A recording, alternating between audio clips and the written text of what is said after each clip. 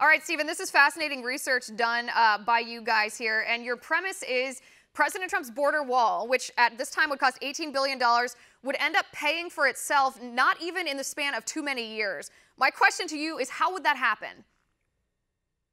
Right. So what we did was we looked at about how many people are coming, and then we looked at what their likely educational attainment is based on Census Bureau data and other research.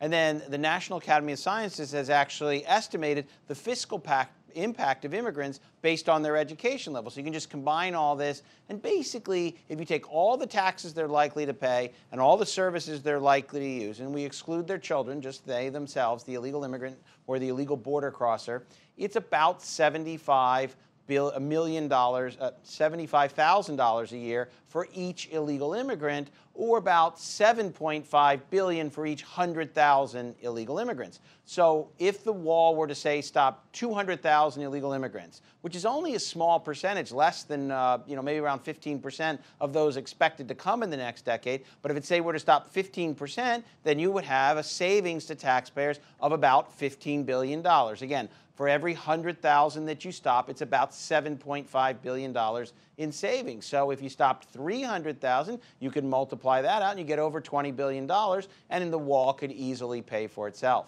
Right, and that's fascinating. So at a $75,000 a year cost to taxpayers, this, like you said, is illegal immigrants, not counting their children, just the ones who came here illegally. If we stopped even 50% of the projection, and by the way, the Department of Homeland Security projects that about 1.7 million illegal immigrants would cross our border illegally in the next decade, that would be something like $64 billion that we would actually save in costs after investing that $18 billion to build the wall in the first place.